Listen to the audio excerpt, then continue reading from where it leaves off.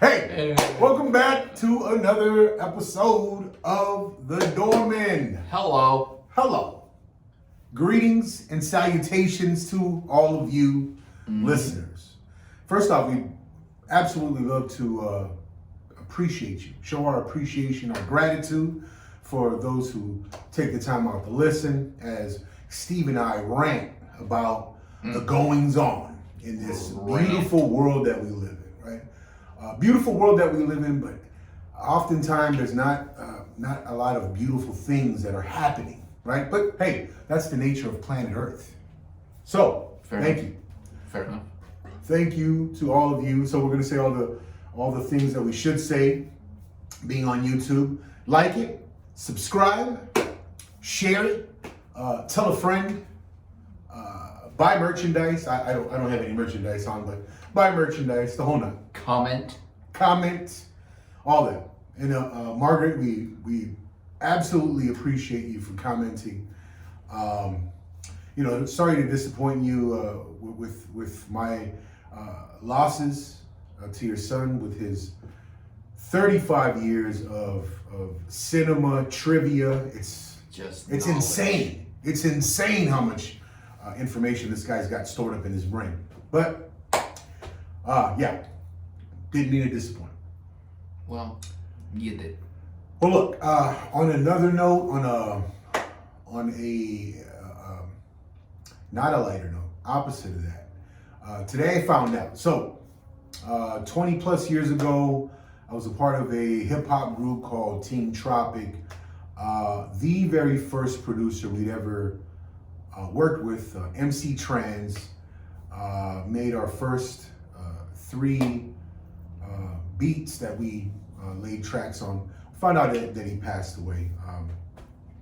My cousin Mate, another member of the group, he called me up and let me know that he found out. So our condolences to his friends and family. But yeah, awesome dude, man. He gave us a chance to be on some part of some really good projects, man. So anyway, didn't mean to cast any gloom, but you just have to shout out an individual that we remembered, we worked with, and we appreciated. So that's that. Yep. Yeah. Any comments? Anything that we wanna? Well, you wanna? I will shed say light on? that even though I'm in this White Sox gear tonight, those who follow and know I'm a diehard Dodger fan. And I wear the throwbacks only because you gotta remember the old guys. Bo Jackson is his jersey, number 8, Chicago. But the Dodgers went out there and handled business today. Stats wise, you ready for this? Clayton Kershaw, 7 innings pitched, no hits, no runs, no walks, 21 up, 21 down. They pulled him in the 7th and they lost the perfect game because Dave Roberts is a friggin' idiot. Anyway, they won. Back-to-back home runs. So is Clayton Kershaw taking you to another World Series? If he pitched like he pitched today, the season, yup. Does he often finish seasons as he looked? No. In this game? No. He's an older guy, so he's a little bit more fragile, a little bit more susceptible to the injuries. But I think last year he was out most of the season with an injury.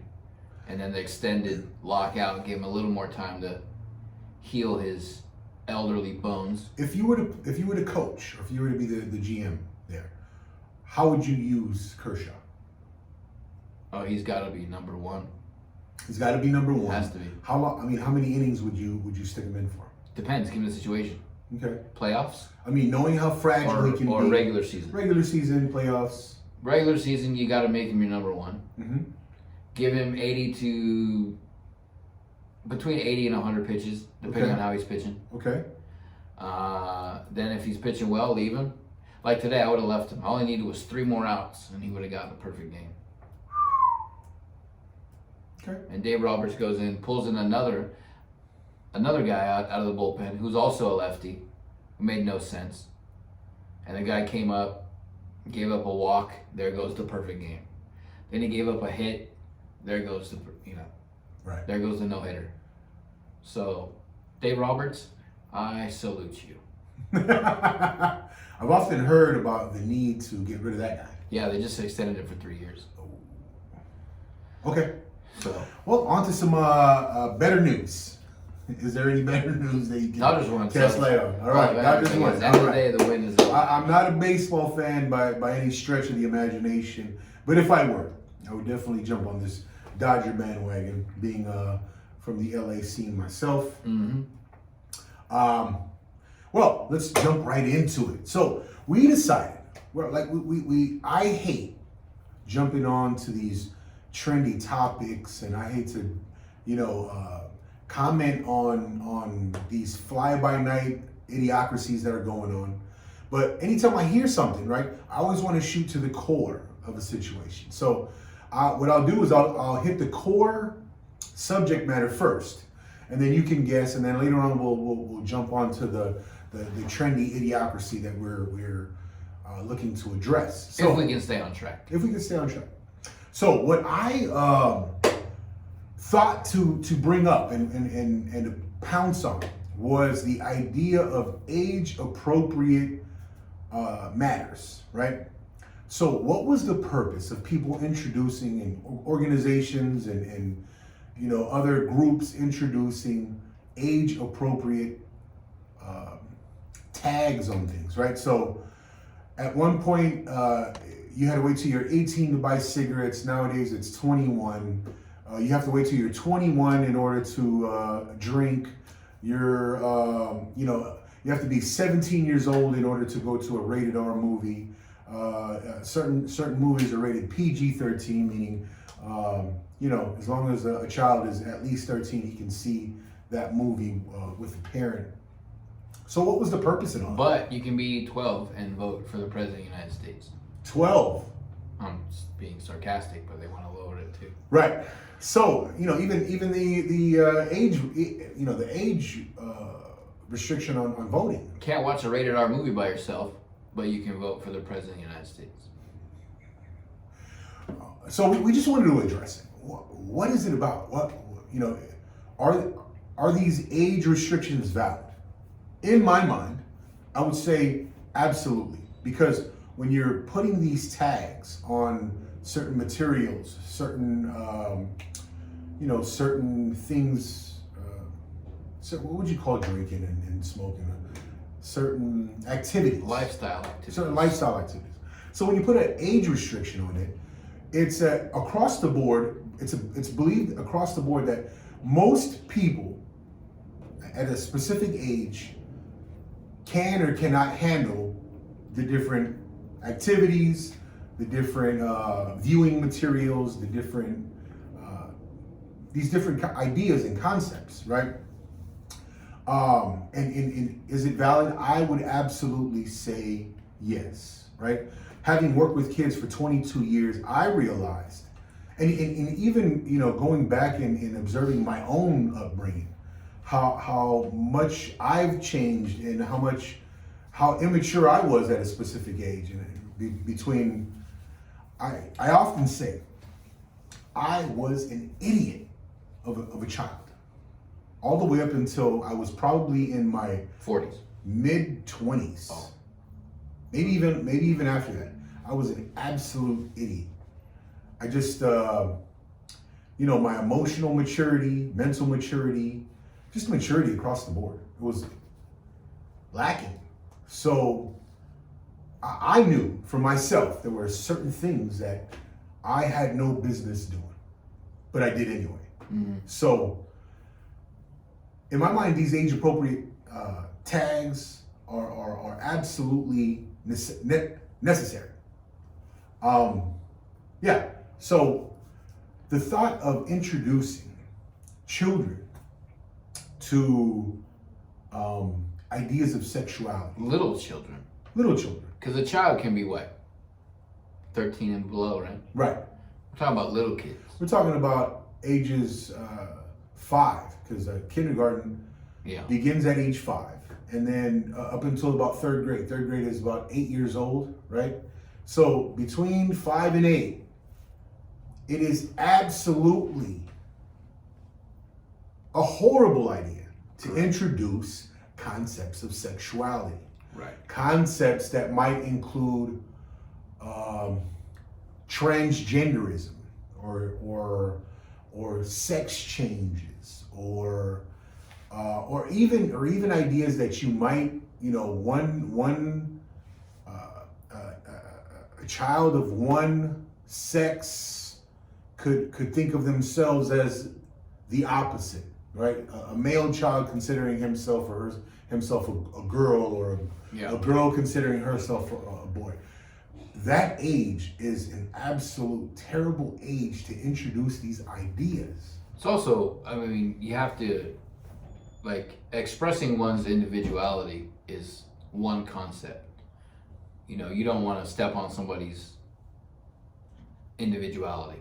But at the same time, you don't want somebody who was essentially a stranger before your child entered this classroom teaching your child what that individuality should be.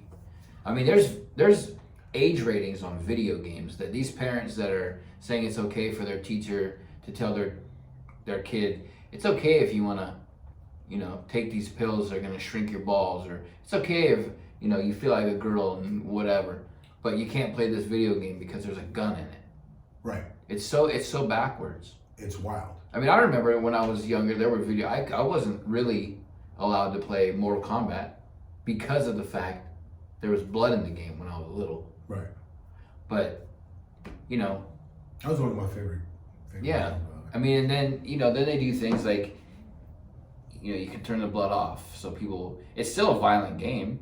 I played a lot of violent games when I was younger, and in no way did it affect me like they say it does. Sure. But, so somebody you might play a video game a couple hours a week if you're not addicted to video games. But you're in a classroom with that teacher for 8 hours a day, 5 days a week. And they're just drilling this information into you. And these kids might not even think that way yet. But you have, a stranger. Right. Same as if you were walking down the street and somebody crossing you said, hey, your son looks like a girl. He should be a girl. And then you got to think about these teachers, right?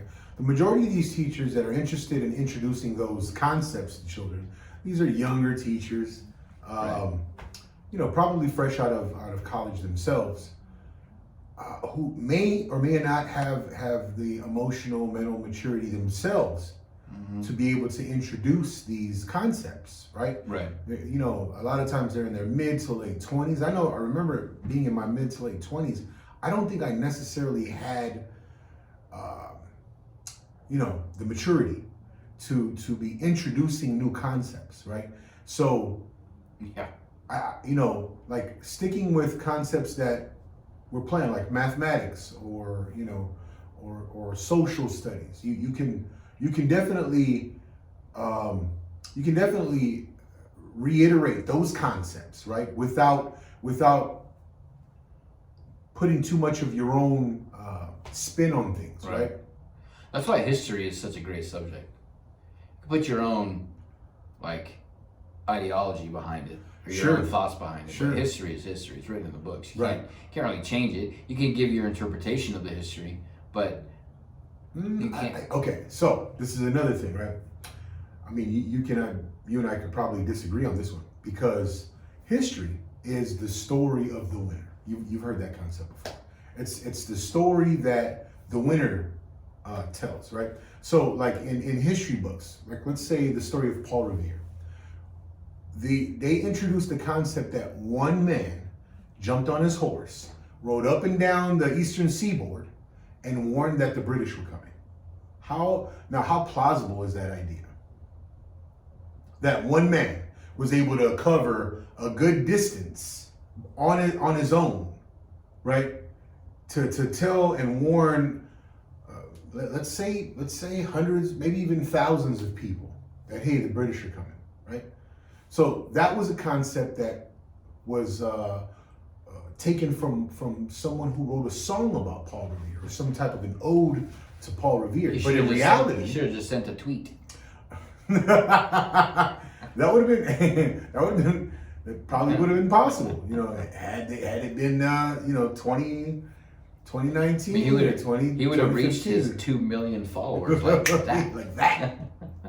But but in reality, there were so many different people that went along that ride with Paul Revere. Paul Revere just happened to be the more notable of the bunch, right? But history tells the story that it was one man, Paul Revere, and he's to be given all the credit for that ride, right? But again, what's written in history book, and I'm not saying that all history is terrible or all history is absolutely spot on perfect. What I'm saying is that teachers can choose to, given a certain curriculum, follow what the okayed or what the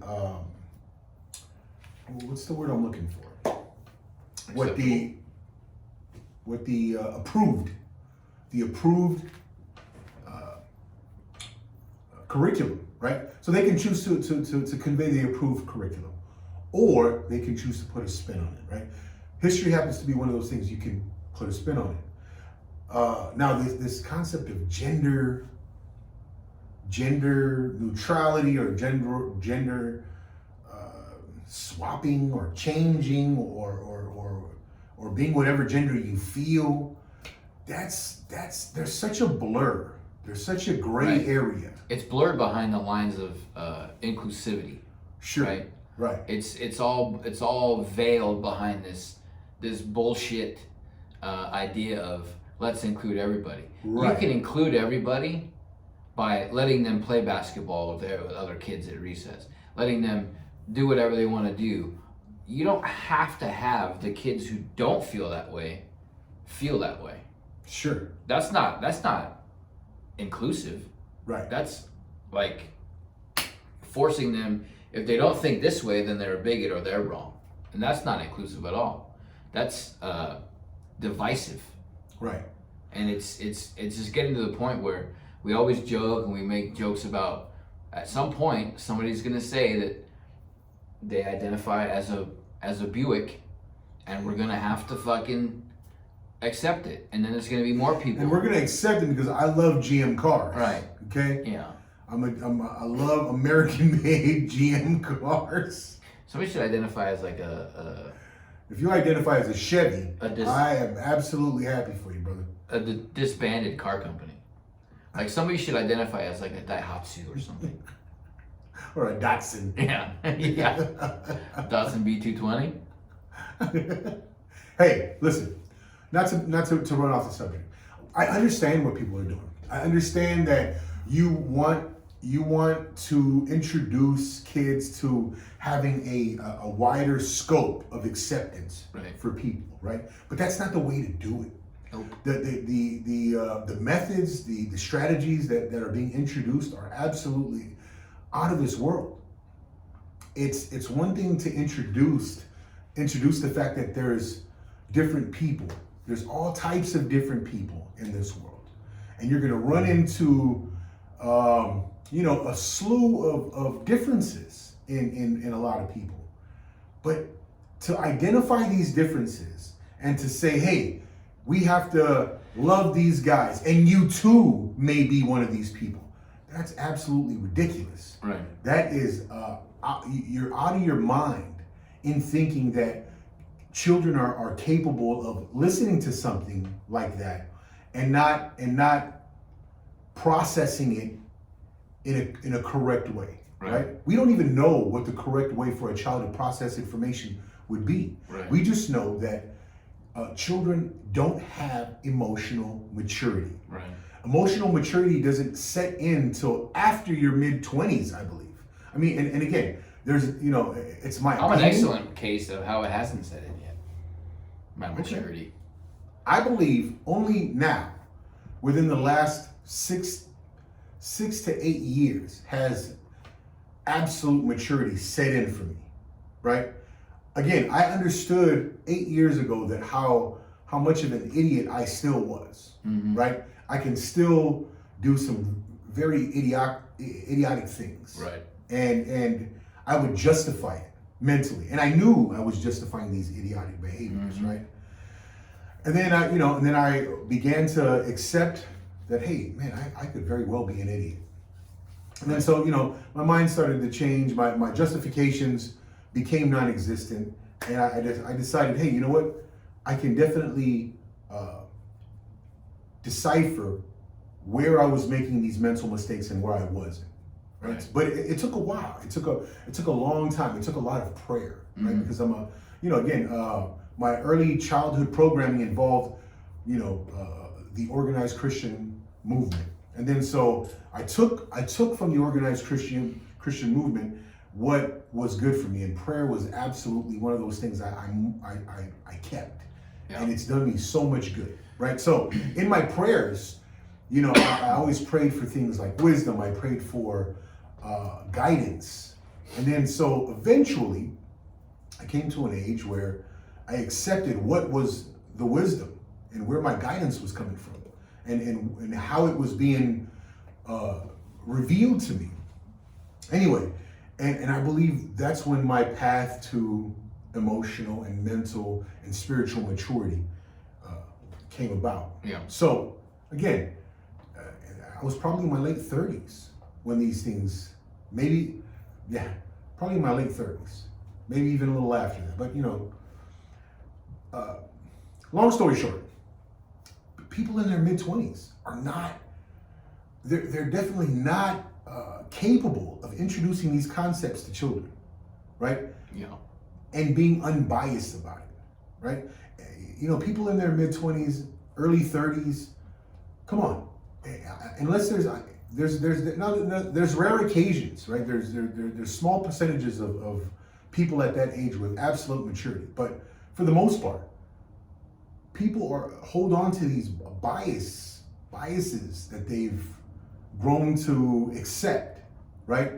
And a lot of it has to do with, again, we spoke on last week, oftentimes when people are shooting for a mark and they fail to hit this mark, they start to to work these justifications as to why they didn't hit the mark and blaming it elsewhere. Mm-hmm. So I believe that's where a lot of this is stemming from, right? A lot of things that weren't, a lot of benchmarks in people's lives that weren't hit, and then all of a sudden they're justifying these behaviors. They're justifying these. It's the cool thing to do now. Sure. Right. It's the new thing right now is the veil of inclusiveness. Mm-hmm. But you have to ask yourself why they try so hard not to have religion in school. Right. Ask yourself why they try so hard to keep that out of young people's minds. Because they know if they start to really follow religion, they'll get a message that might not be on board with the narrative. Sure. And there's so many different things that why aren't they teaching it's okay to be break the law things to young children? Because that's not right? You don't want to teach kids it's okay to go out and shoot 40 people. Right. Why not be inclusive? Let's include the criminals because they don't have any consequence anymore. Let's include their sob stories and all their bullshit.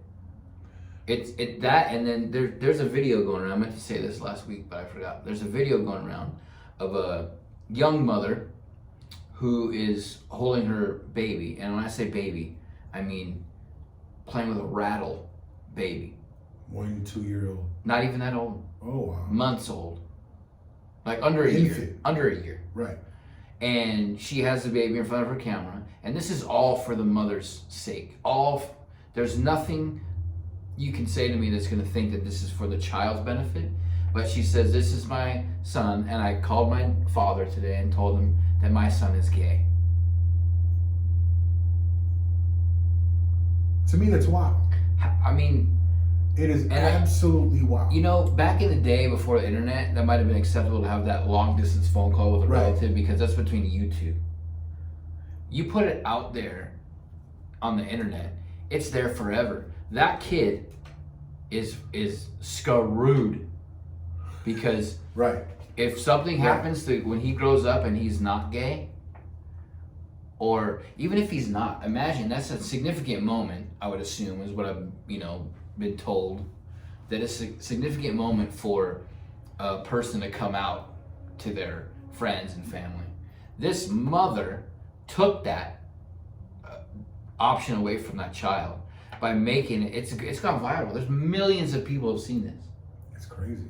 And it's wild, for the parent to make that decision for a baby that cannot even speak is ludicrous. And it's just for that mother to be included and for her to say, I put this video out, this is what I did, and my father didn't like it, and he was saying, how can you tell? He can't even talk, and oh no, he's gay. Like, in that instance, what? In my opinion, this is a mother justifying her own shortcomings, right, and projecting these shortcomings onto her child, right? So whatever she was looking to become or to have or to whatever she was shooting for, she projects this shortcoming. She missed whatever mark. She projected her shortcoming onto her, and this is just my opinion, projected this shortcoming onto her child. Her child who has no idea what's going on. Right? I mean, it's said that a male child can hold confusion all the way up into and through puberty, right? Right. They can hold confusion about who they are and what they like and who they prefer and what, and then after that, it starts to become clear, right. Like the intensity of the masculinity. We have to think too, is this mother going to force the child to be gay? I'm pretty sure that mother is going to do all she can. If that's the declaration she's making, right? I'm pretty sure that she's going to do a lot to lean in that direction for the child to have those gay behaviors. You know what I mean? And practices. So there's age benchmarks, right, for levels of life, right? Right. So do you think there should be age requirements at the opposite end of the spectrum? As far as? Let's just say people over a certain age driving, or people over a certain age. I think at some point it shouldn't be an age thing, right? For the driving, it should be an abilities thing, right? So if at some point a person loses their sight or their ability to see, then I think absolutely they should not be driving. If they lose the ability to make clear cognitive decisions, then they should not be driving. Right. Reaction times, right? So it's the ability to make, it's the ability to operate that piece of machinery, right? The car, right? Well, there is those things. When you get to a certain age, you have to test. I think every 2 years. Sure. When you get to a certain. That's to me that's right. That's acceptable. It's acceptable. But why aren't there people up in arms for those elderly people that can't do it? Why is there not a group that identifies as elderly people that's coming to the aid of? Actually, I've heard of people. I don't know if they've formally formed these organizations, but I've heard of older people complain about having to go through these age discrimination processes. No, absolutely right. But there's no group out there that's on CNN or Fox saying we're addressing these trendy things, right? Right. So this is not a trendy thing. This is an absolute safety thing on the road. No. What I'm talking about is these. We're addressing the trendy practice, right? Teachers. So we just heard about this idea of that law passing in Florida, and there's so many people that have, like you mentioned in the Oscars prior to us recording. In the Oscars, there was this a bit during the Oscars about that don't say gay law. They're gonna have a gay night. Gay. And in the law, it doesn't say gay at all. Right. It's just about introducing sexual ideas to kids ages 5 through 8, right? Yeah. Kindergarten through 3rd grade. So we're just addressing these little trendy, right. Stupidities, right? Well, I was just bringing up the opposite side of the spectrum, where Sure. there are regulations and rules to be followed when you get past a certain age. But to your point, those aren't trendy topics right now, right? Mm-hmm. Like age discrimination against elderly driving is not a trendy topic. I guess the question So to you would be, why is it not a big deal? Well, again, it's all about clickbait. There it Right? is. We've come to a time where clickbait is important, right? So if more people, if they can lure in more people to vote on the left with this anti-age discrimination for the elderly to drive, I bet you millions that they would be jumping all over it. This is about a specific political group that's looking to pounce on anything they can get their hands on, right? First it was, they were anti-white, then they were anti-white men, and then they were racists, then they were anti-this, and now it's come to this transgenderism, and if you're against that, then so they're pouncing on all of these groups, Right. and it's popularized clickbait in order for them to have something to look at, to draw people's attention to lure them to their side. It's to vote on throwing everything against the wall and seeing what Sure, sticks. absolutely. That's all it is. We speak of the narrative quite often on this show, and you heard about the subway shootings, right? Sure. Why is that not everywhere Right now? Why isn't this guy's race and what he was talking about, what he's posted about, why isn't that everywhere? This guy was he's a black dude, right? Super racist black Super guy. racist black guy. And he decided to do a subway shooting. And I didn't hear about any deaths, but there were injuries. People died. I didn't hear about any deaths. I think 3.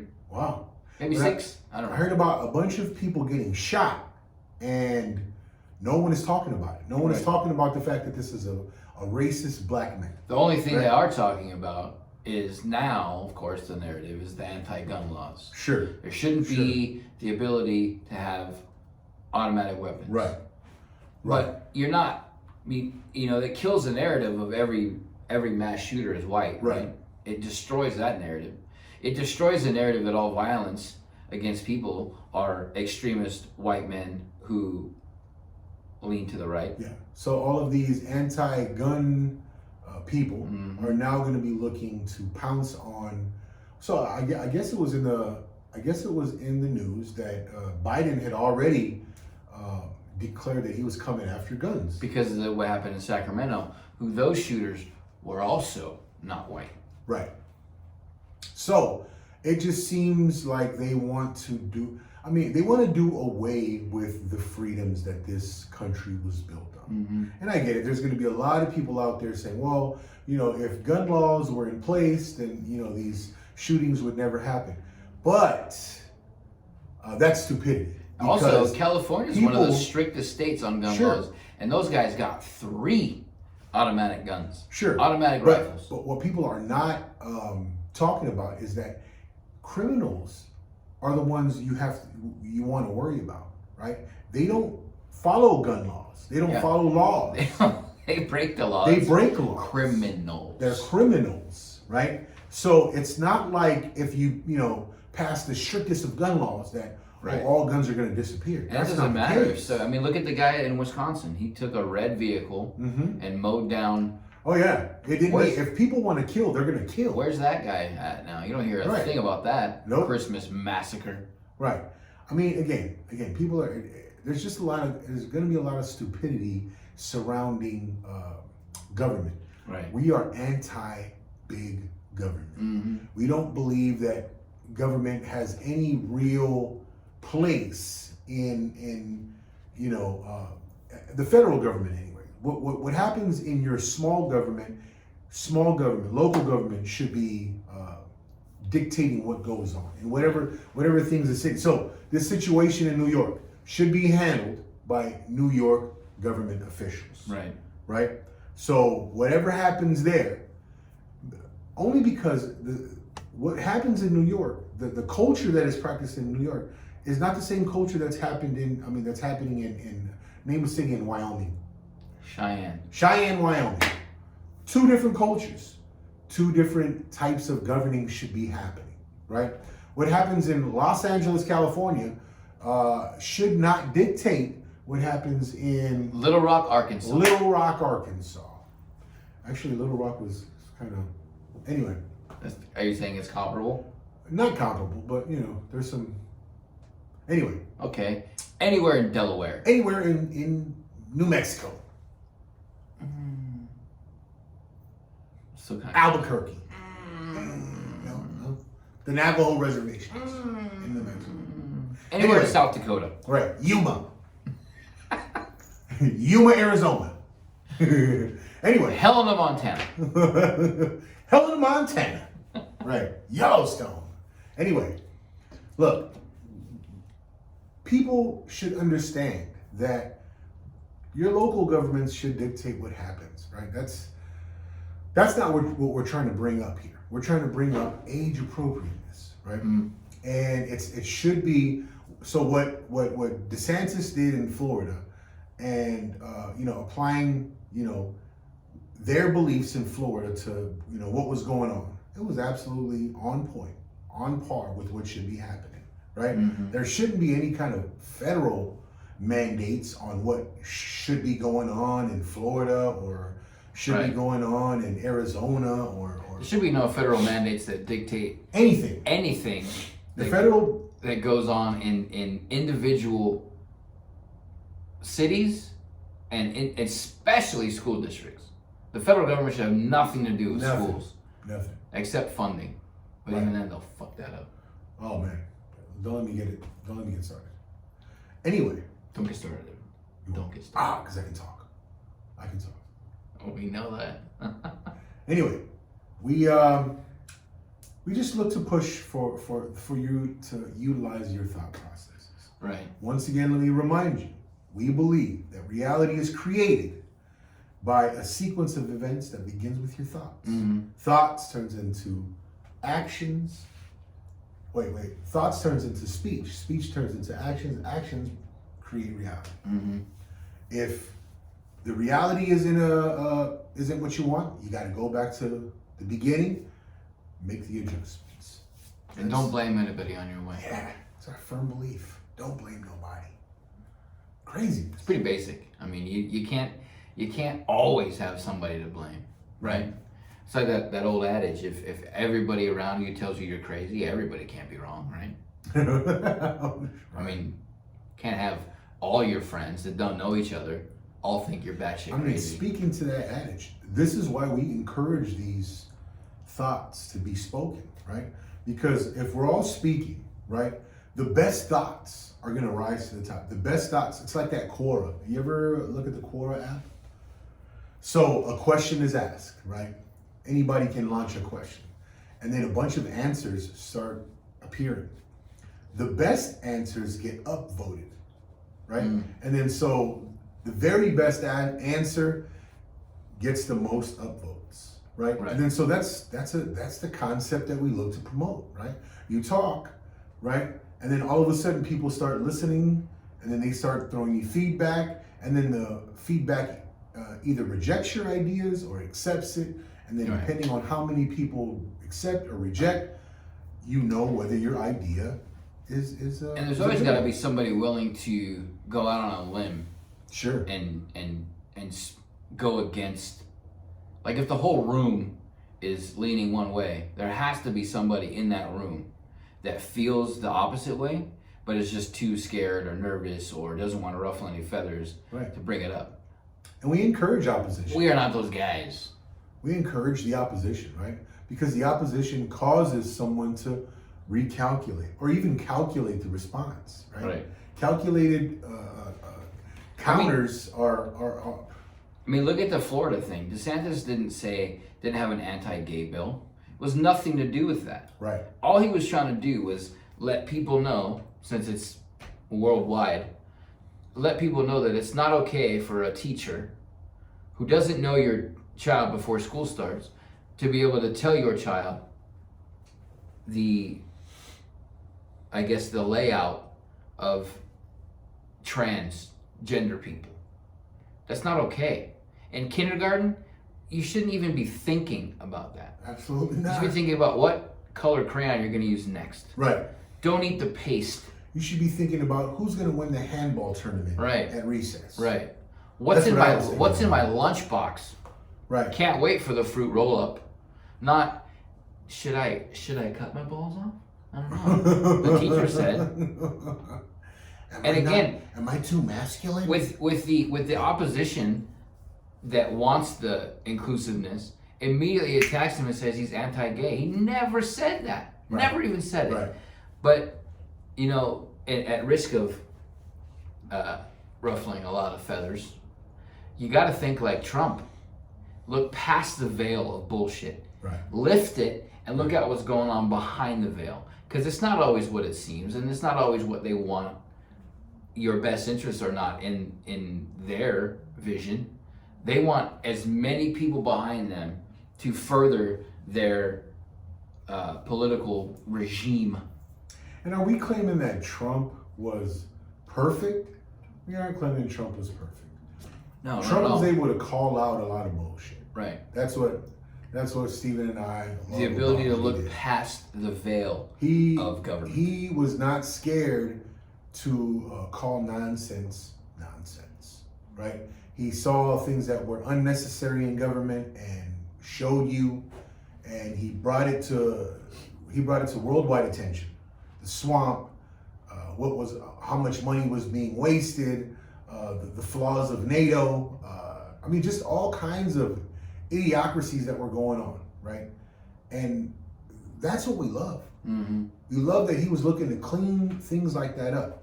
Now, did he have a kind of a narcissistic way about him? Absolutely. A brash attitude? Brash attitude? Absolutely. Did he say all the right things? No, he didn't. Mm-mm. But he did all the things that made absolute sense. Right? The Keystone Pipeline, right? We are paying on average $6 plus for gallon of gas nowadays in California, right?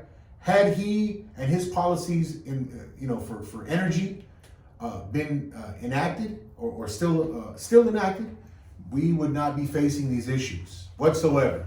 That war in Russia would have done us no difference because we were energy independent. Okay, let's get that out there. We were at one point not reliant on the bullshit going on out there. Mm-hmm.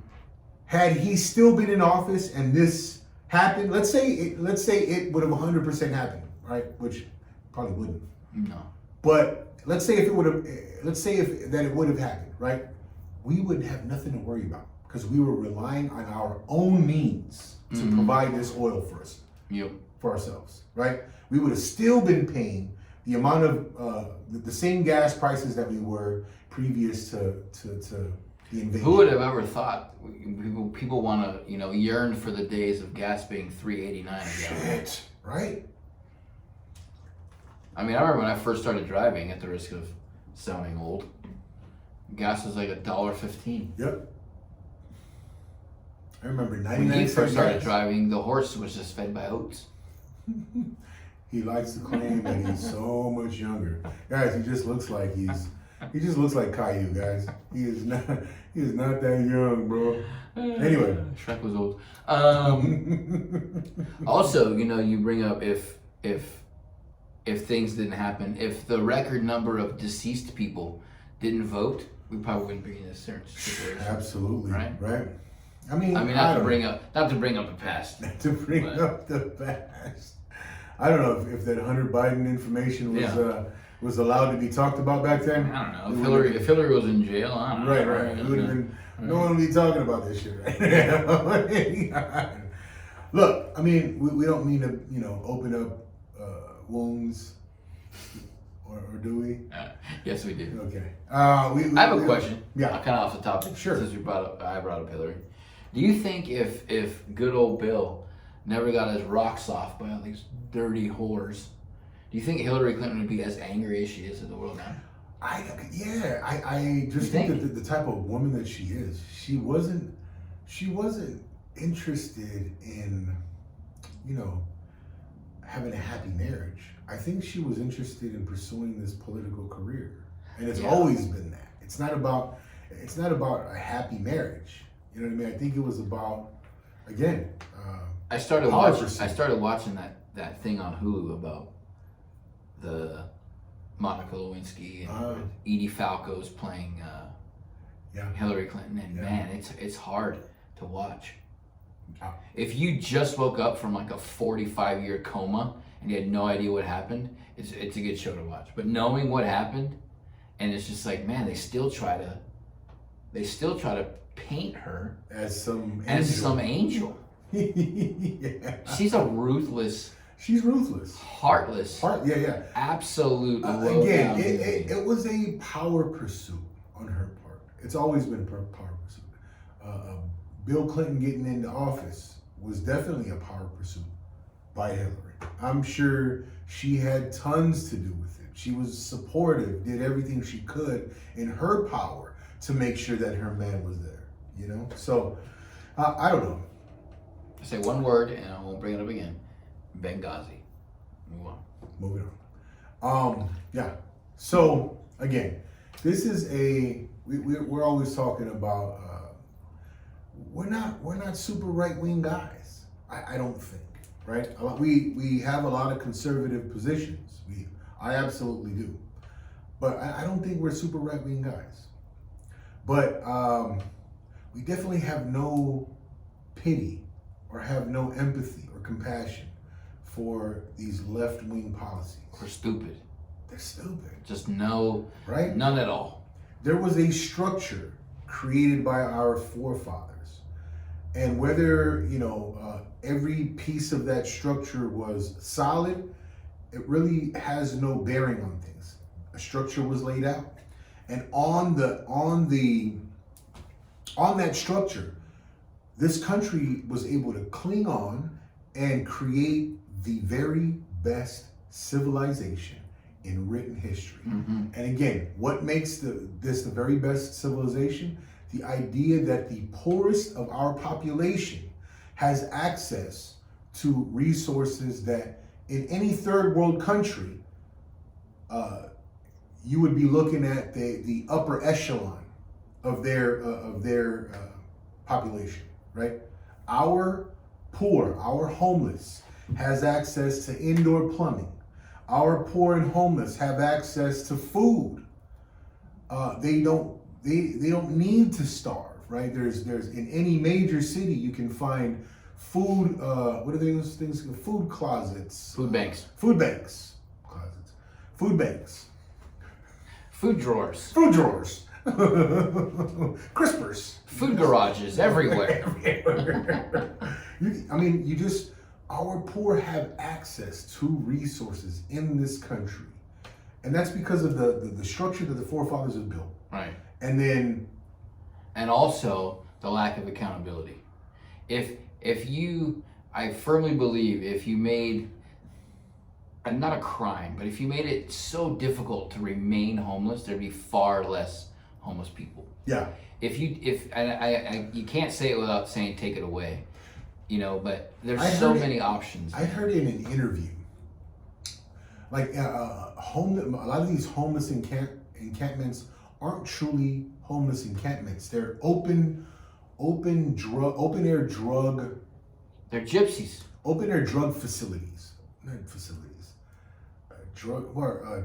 They're gypsies. They're just places where these people get together and do drugs. It's not about homelessness and that. These people have run into some hardships. No. A lot of these people have chosen to be out there because of the types of drugs that they like to use. Right, methamphetamines and opioids are the two major drug choices of these homeless people. Right. Right. So again, it's not about homelessness more so than it is about people who choose to do right. And again, if you made it difficult to live that life, right, a lot a good be, percentage. Yeah, they'd be of like, this fuck, yeah. of this culture would be abolished. Right. Right. So I mean, look how clean, much cleaner the streets of LA are, right? Because they've passed these laws. They made it harder for people to just set up camps. And it took countless numbers of assaults and countless numbers of robberies and actual victims of these transients committing crimes on people that they had to make a move. I think these city council members, right, who are okay with the homelessness, we need their living, wherever their living situation is, it needs to be public information, and then we should ship the homeless in their areas. The middle of the ocean.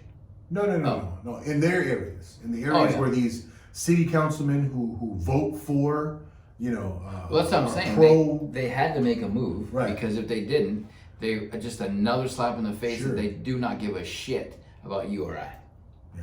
I mean, the lack. I like what Governor Abbott did. Did you hear about what Governor Abbott the did? first bus. The first bus. Washington D.C. today. Yeah. You see what those fuckers are doing? The cell phones they were giving them. Oh shit. Man. They're giving them cell phones because who's giving them cell phones? We are as the government. Wait, the federal government gave those people cell phones? You want to know what their excuse is for giving them cell phones? What? So they can track them. Wow. And make sure that they're going to their meetings and their appointments and all this other bullshit. Wow. They're getting off the bus at the border, taking selfies on their new phones. Sending them to who? Who the fuck are they sending them to? But then Governor Abbott said, okay, if that's the case. They took it off the bus in Washington, D.C. As soon as they got off the bus, they're like, hey, welcome to the country. Make sure you vote for Democrats. And here's your phone. And here's, I don't know, probably gave them a shit ton of money too. Shit, we'll leave them over there in D.C. then. Keys to a house. Leave them in D.C. Make sure they park them right next to Biden's pad. I wonder what Will Piccadilly thinks about this. He's over there. Hey, Will. I talked to him the other day. What do you say? He's a fucking good guy again. He's busting balls and he's like, God, why can't you be here? It's normal. You can talk shit. People don't get their feelings hurt. But I mean, somebody like Will is just this, not fully censor yourself, but not get 100% Riccadella. Man, he's got to be getting some sort of aneurysm going on in his head. Wait. So he's being censored? Not censored. He just has to watch what he says because he's got his business over there. And he's got employees, and you can't be behind the bar at O'Malley's, Will. No. No fucking way. Smart. And on point. But you can't. You can't say it because you run the risk of offending people. Yeah. I don't really subscribe to that mentality. Yeah. If I hurt your feelings, get over it. Move on. Yeah, we're definitely not interested in having. We don't coddle. Yeah. Here at the Dorman Incorporated, we don't coddle. We don't give a fuck. So if you feel that your feelings are hurt, take 2 of these and call me in the morning. Right. What are we looking to do, Stephen? Go ahead and tell them what it is we're after here. Well, personally, I think we just want to get back to when the world was, you can't use this word anymore, normal. Just back to what it was. When if you had an opinion and you told somebody they didn't like it, they didn't like it. They walked away from you. You didn't fucking worry about being characterized a bigot. Open your eyes to the wonders that used to be. Get back to what it was. And not gas prices and all inflation, all this other bullshit. Just get back to being decent human beings. Care for others. Live a decent life. Leave a legacy.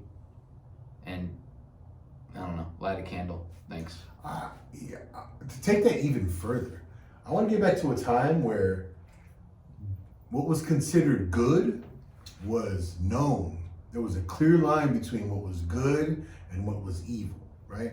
And this whole blurring of the line as to what is good and what is acceptable and what was evil, I don't know. I again, growing up, there was a good chunk of my idiot life that, I chose to, play on the streets is what I call it. But I knew that I was doing bad things. I knew that there was an evil element to what I was doing, right? Back then there was a clear mark, there was a clear divider between this is a good and this is not good. This is absolute evil. You know what you were doing, right? Nowadays, it's such a confusion. There's so much out there. There's so much to be focused on. You kind of lose sense of what the good is now, because so many people are doing things in the name of good, and it's absolute idiocracy. It's absolute bias. I don't know. Back to the days when if you were doing something that was questionable, and it wasn't out in the open. Right. Well, that, and even if you were dumb enough to do something out in the open, and it was questionable, might not be totally against the law, or might not be totally illegal, but a car drives by, not even a cop car, any car, and you get that feeling in your stomach like, oh shit. Right. Back to those days. Man, back to those days. Yep. There was a clear division of what was acceptable and what was not. Think about that. Like if you and I were fucking around in a park doing something stupid, or walking down the street doing something stupid, and an adult approached you. Right. At that point, as younger people, you had respect for that adult being an adult. Right. And they're saying, hey, don't do that, or hey, I'm going to call the cops, and one of us gets snatched up and has to, take the ride.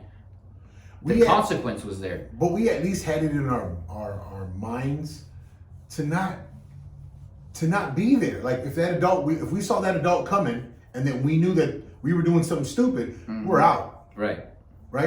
Nowadays, it's become trendy for kids to sit there in their defiance. Right.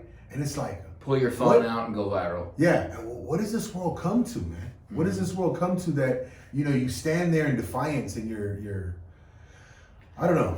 I put something on our Doorman page, the Doorman Hustle, on the story last week. And pretty much all the followers liked it. Noe liked it. So Noe, I haven't seen you in a while. Hey Noe. It was a pleasure golfing with you too. Oh, that didn't happen. It was cell phones and social media have ruined our society. Absolutely. And when you think about it, that's probably the most factual statement. And you could backtrack it to the invention of the cell phone. Sure. Because if you were out of the house and somebody called you, they left a message on an answering machine, all you millennials. You had to go home and press play. And I even remember on my mom's answering machine, you had to change the tape or rewind it and delete it. That's way back. Yeah. That's like 80s, early 90s type shit. And you missed a call, Or something happened at school and you weren't there. You had to hear about it the next time you were at school, not on Facebook that Johnny got suspended. Right. Yeah, different world, man. Different world. Constantly connected. But there was something in the Bible that talked about a time like this, and I don't know, man. Armageddon. Something where everyone would know everything about everyone when it happened in real time. It was something in that, something of that nature. Anyway. Well, there's a saying now that's probably more relevant now because of social media and all these, quick connects, as you say. Keep it private until it's permanent. Because, you could post something on Monday on Facebook, I don't know, won the lottery or some crazy shit, and then Tuesday realize that you read the numbers wrong. Right. And you're the jack off that. Right. You know what I mean? Right. So, even like good things. There's so many people out there that have negative thoughts, you know. And I catch myself a lot, especially on social media when it comes to sports or, you know, people talking about things and they say, you know, Dodgers lost game 2 of the season. Game 2 of 162, and Dodger fans are like, oh, we're out already. And it's just like everything in me not to be like, you fake ass motherfucking weak fan. There's 160 games left. You know what I mean? Yeah. Stop myself from being negative because this guy last week told me when you engage with the negative, you only feed them what they want. That's it. So, I mean, there's been so many posts I've seen that I'm just like, but again, it's, you know, I ain't gonna say nothing. Again, it's not even about them, right? So when you engage in the negative, all you're doing is bringing more of that to you. Right? Because it's all about you, right? So we always talk about, you know, everything that's done, like as an individual, it truly has to do with your well-being and then your reality, right? So if you want your reality to be filled with negative feedback, well, then you're going to feed the negative feedback. And then you're going to encounter more and more negative feedback, right? But so it's about you. So if you want things in your reality to be absolutely positive, then that's what you're going to feed, right? Metaphysical. So, I mean, I live an absolutely blessed life, man. Look, this is how blessed my life is. Literally, December 8th was my final cutoff date from LA Unified. So from December 8th till now, I have not collected a single unemployment check. And my wife and I, we are absolutely fine. Because, again, man, it's just, when you trust in God, when you trust in the prayers, when you trust in, then you don't need to panic and go, you know, and go through any type of thing that you're not about. And one thing, Steve and I, we are not about any of those socialist programs that our government offers. We do not. I am absolutely against these socialist programs. So I'm not going to go ahead and participate in them. I've gotten talked to several times about my unemployment status when I leave a job or position gets terminated or whatever bullshit excuse. And my mom's like, did you file for unemployment? And I'm like, no. She's like, you better do it. And I don't. You know, because in my eyes, it's easy for me to go get a job. Might not be the job I want. Right. But I'd rather work than sit at home. All of these things that we talk shit about, it would be absolutely stupid for us to go and participate in these same things. Right. We say, oh, we're anti-big government. And for us to run and into these, you know, these big government programs, that would be idiot. We'd be two idiots. Hypocrites. We'd be hypocrites. And that's one thing we definitely pride ourselves in not being. We're not hypocrites. I mean, we love our country. We love the ideas that were set by our forefathers. Do we believe that our forefathers were perfect? No, they weren't. Do we believe that they, you know, a lot of them participated in some crazy shit? Yeah, a lot of them did. But the idea that they set forward was again, it's in the Constitution, in pursuit of a perfect union. So it was an idea that was eventually going to evolve into something perfect. But what have we come to find out about this planet and our existence here? Perfection is non-existent. So yeah, it's grown to be a much the greatest civilization in written history, in our opinions, right? And we've given our reasoning for that.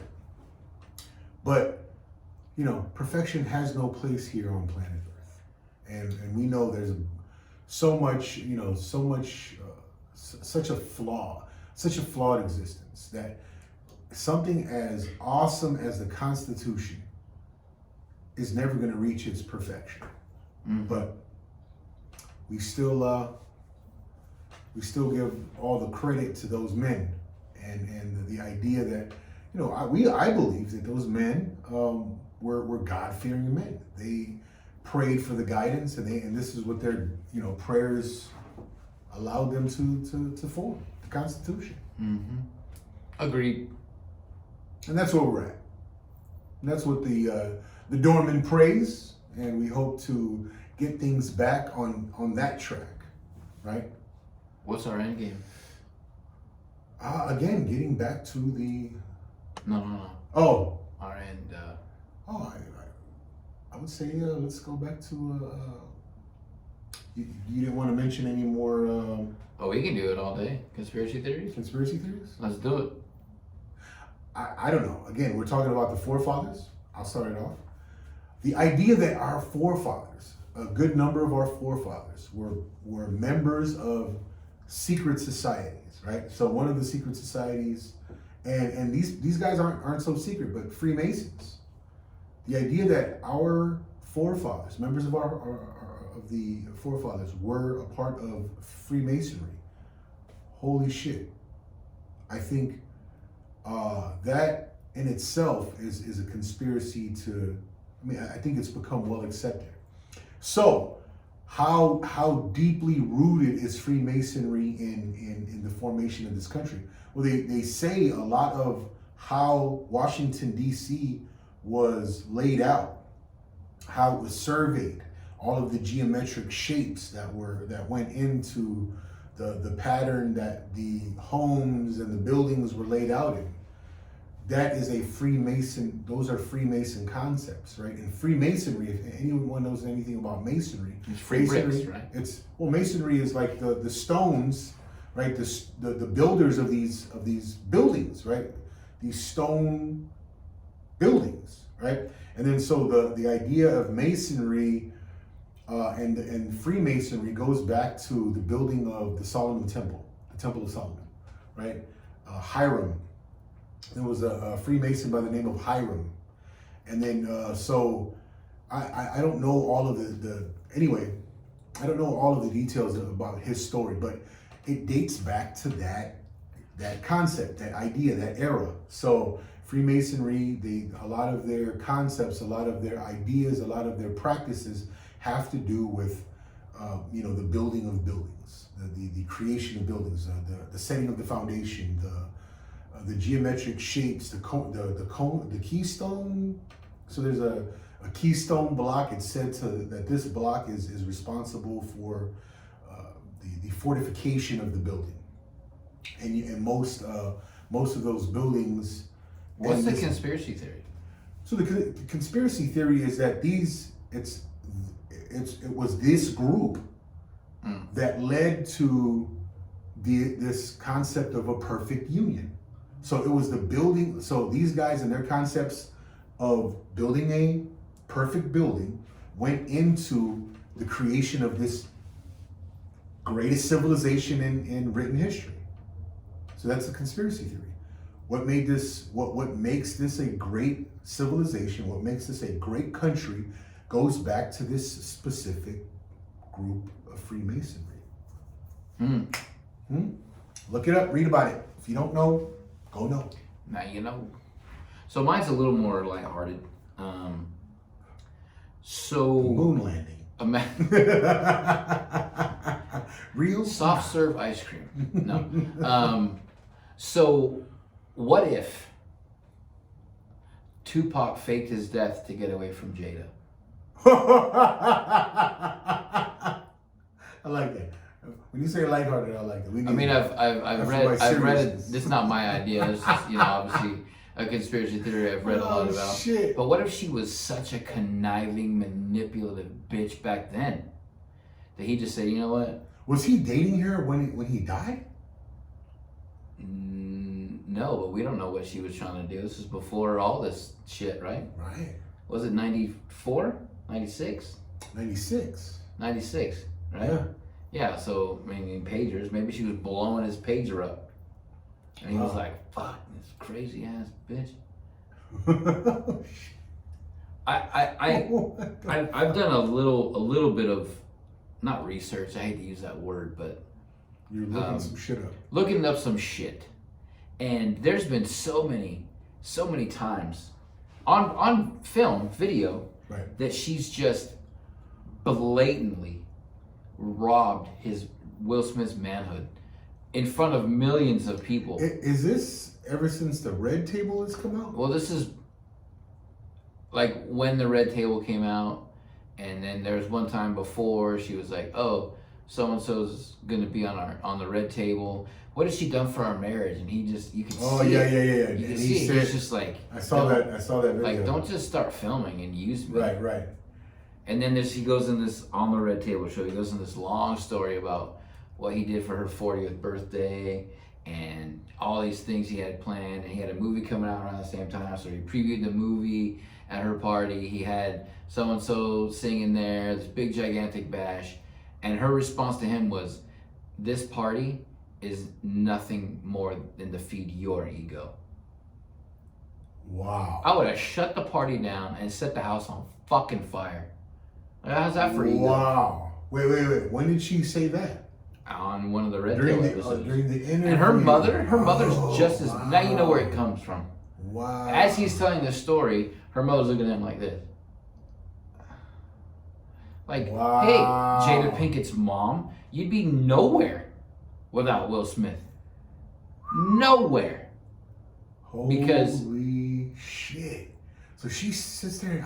I've never watched any of the Red Table. I don't watch them. It's just clips that I've seen. Wow. Obviously, all this is coming up. That's crazy. And then she has the nerve to say, "I wish he wouldn't have slapped Chris Rock.